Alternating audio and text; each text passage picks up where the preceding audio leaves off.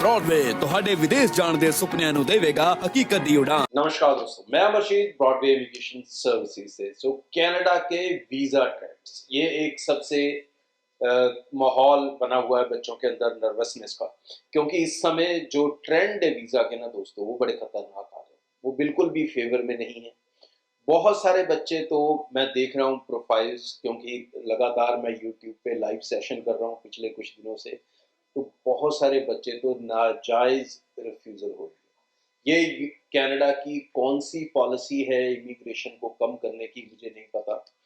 जिस मापदंडों पे उन्होंने बच्चे लेने शुरू किए, जो नए स्केल बनाए, उनको उस पर वीज़ा देना चाहिए। बट ऐसे बहुत से प्रोफाइल्स हैं, कुछ तो रिफ्यूज़ल्स जेन्युइन दिखते हैं कि उनके प्रोफाइल्स में कोई ना कोई कमी है, बट कई प्रोफाइल्स ऐसे हैं जिनमें कमी नहीं है लेकिन उन्हें रिफ्यूज़ किया गया है। तो इस समय जो ओवरऑल ट्रेंड आप कहोगे कनाडा का, वो बहुत ही ज़्यादा नेगेटिव। एक होता है नेगेटिव, एक होता है बहुत ज़्यादा नेगेटिव।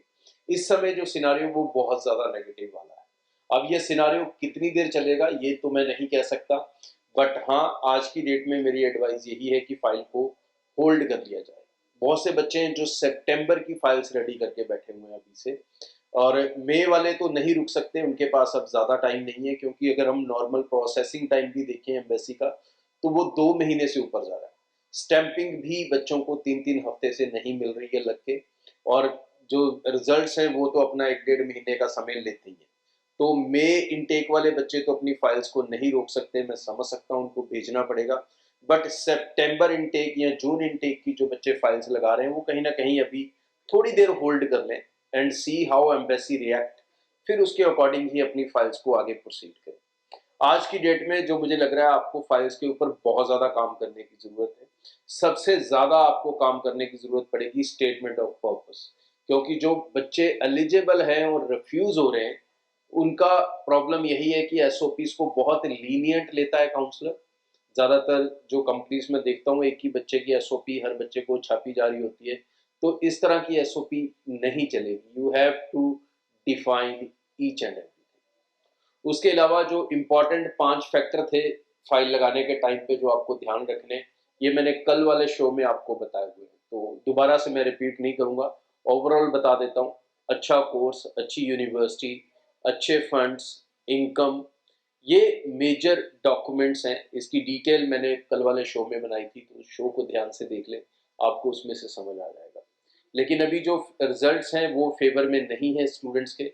अगर परसेंटेज के हिसाब से बात करें कि कितने परसेंट रिजेक्शन आ रहा है दोस्तों, तो 70 to 80% केसेस के अंदर रिजेक्शन ही आ रहा है। बहुत कम बच्चे हैं जिनको वीज़ा सक्सेसफुली आराम से मिल पा रहा है। तो बेहतर यही है कि इस समय अपनी फाइल्स को होल्ड कर लें, और जिनकी फाइल्स लगी हैं और खुदा ना खास्ता उनका रिफ्यूज़ल आया है, तो वो अपने रिफ्यूज़ल के ऊपर काम करना शुरू करें। एक तो पहले वो जो मैंने 5 पॉइंट बताए उनको देख लें, क्या आपकी फाइल में वो 5 पॉइंट पूरे हैं। अगर नहीं है तो उस कमी को दूर करें, और अगर वीज़ा ऑफिसर ने कोई और ऑब्लिगेशन लगाया है, तो फिर डेफिनेटली उसकी आपको एक डिटेल जो काउंटर है वो देना पड़ेगा, पूरी डिटेल में बताना पड़ेगा कि कैसे वीज़ा ऑफिसर कराते हैं। फॉर एग्जांपल, कई बच्चों को मैंने देखा है कि उनको आईएलटीएस पीटी लैंग्वेज बेस के ऊपर रिफ्यूज़ल दिया है, जबकि वो लैंग्वेज रिक्वायरमेंट फुलफिल करते हैं। तो ऐसे बच्चे, अगर यही सिर्फ रिफ्यूज़ल है आपका, तो आप जस्टिफाई कर सकते हो बिना दोबारा टेस्ट दिए।